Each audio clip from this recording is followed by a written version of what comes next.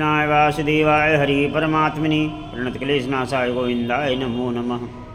आमल एकादशी फाल्गुन शुक्ल पक्ष। होलिका दहन के 4 दिन पूर्व फाल्गुन शुक्ल पक्ष की एकादशी का नाम आमल एकादशी है। इस दिन आंवले की वृक्ष में भगवान का वास होता है, इसलिए आंवले का पूजन करना चाहिए, आंवला खाना चाहिए और आंवला दान करना चाहिए। इसका विशिष्ट महत्व है। ब्रह्मर्षि वशिष्ठ जी ने जो है महाराज मानधाता के मध्य संवाद रूप में एकादशी का कथा जो है उसका संवाद आया है। त्रेता युग में एक दिन महाराज मानधाता ने ब्रह्म ऋषि वशिष्ठ से अनुरोध किया कि हे मुनिवर, यदि आप मुझे प्रसन्न हैं तो कृपा कर मुझे कोई ऐसा व्रत बतलाइए जिनको करने से मेरा सब प्रकार से कल्याण हो। महर्षि वशिष्ठ ने उत्तर दिया, हे राजन, ये तो सभी व्रत उत्तम है, परंतु इसमें सर्वोत्तम व्रत जो है आमल एकादशी व्रत, जो फाल्गुन के शुक्ल पक्ष की एकादशी है आमल एकादशी, इसको करने से भी पाप नष्ट हो जाते हैं। इस व्रत को करने से 1000 गायों के दान के बराबर पुण्य प्राप्त होता है। इस बारे में एक कथा मैं आपको सुनाता हूँ, ध्यानपूर्वक सुनिए। वैदिक नाम के नगर में एक ब्राह्मण क्षत्रिय वैश्य जो है चारों वर्ण वहाँ जो है आनंदपूर्वक रहते थे। वहाँ पर सदैव ही वेद धुन गुजा करती थी। पापी दुराचारी नास्तिक कोई नहीं था। उस नगर में चैत्रथ नाम का राज्य जो चंद्रवंशी राजा राज्य करता था।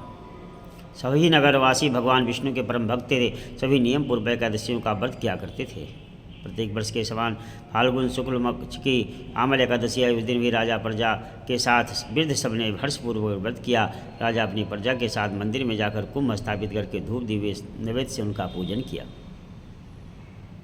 और आंवले का पूजन किया। इस प्रकार स्तुति करने लगा, हे धात्री, आप ब्रह्मा जी द्वारा उत्पन्न हो और मेरे समस्त पापों को नाश करने वाले हो, तथा आपको मैं नमस्कार करता हूँ।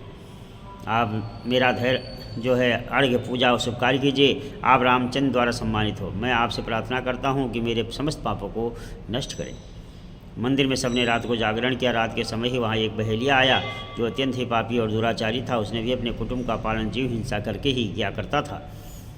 उस दिन उसे कोई शिकार न मिला, इसलिए वो निराहार पड़ा रहा। भूख तथा प्यास से अत्यंत ही व्याकुल वो बहेलिया मंदिर के कोने में बैठ गया। विष्णु भगवान तथा एकादशी महात्म कथा सुनने लगा। इसी प्रकार मनुष्यों की भांति उसने भी सारी रात जाकर बिता दी। प्रातःकाल घर आकर उसने भोजन किया। कुछ समय बाद ही बहेलिया की मृत्यु हो गई। आमल एकादशी के व्रत का जागरण करने के कारण अगले जन्म में उसने बहेलिए ने जो था वो बहेलिया राजा विदुरथ के घर जन्म लिया।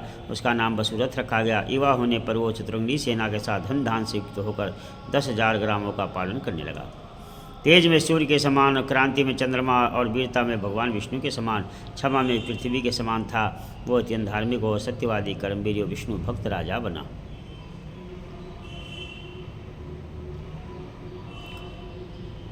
और प्रजा का समान भाव से पालन यज्ञ तथा दान देने लगा। उसका नित्य और कर्तव्य था। एक दिन राजा वसुरथ शिकार खेलने के लिए बन गया। देव से वो मार्ग भूल गया और रात्रि को हो जाने का उसी वन में एक वृक्ष के नीचे सो गया। थोड़ी देर बाद पहाड़ी मिलेच्छ वहाँ आया और राजा को अकेला देखकर मारो मारो आवाज़ें लगाते हुए वसुरथ की ओर दौड़ा।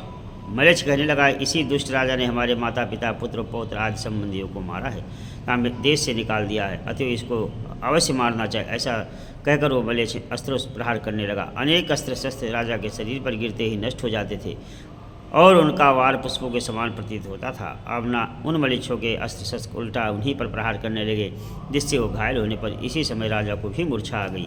उस समय राजा के शरीर से एक दिव्य स्त्री उत्पन्न हुई। वो स्त्री अत्यंत सुंदर वस्त्रों तथा आभूषणों से अलंकृत थी, मगर उसकी भृगटी टेढ़ी थी और आंखों से लाल लाल अग्नि निकल रही थी। वो स्त्री मलेच्छों को मारने दौड़ी और थोड़ी ही देर में उसने सब मलेच्छों को मार कर काल के गाल में पहुँचा दिया। जब राजा सोकर उठा तो वो इन मलेच्छों को मरा हुआ देखकर सोचने लगा, इन शत्रुओं को किसने मारा। वो ऐसा विचार कर ही रहा था, तभी आकाशवाणी हुई, हे राजा, इस संसार में विष्णु भगवान के अतिरिक्त कौन तेरी सहायता कर सकता है। इस आकाशवाणी को सुनकर राजा अपने नगर को चला गया और सुखपूर्वक राज करने लगा। महर्षि वशिष्ठ आगे कहते हैं, हे राजन, यह आमल एकादशी के व्रत का प्रभाव था। जो मनुष्य इस आमल एकादशी का व्रत करते हैं वो सभी कार्यों में सफल होकर अंत में विष्णु लोक को प्राप्त होते हैं। बोले विष्णु भगवान की जय। मंगलम भगवान विष्णु मंगलम गरुड़ध्वजा मंगलम पुंडरीकाक्षाय मंगलाय यदनो हरि। जय।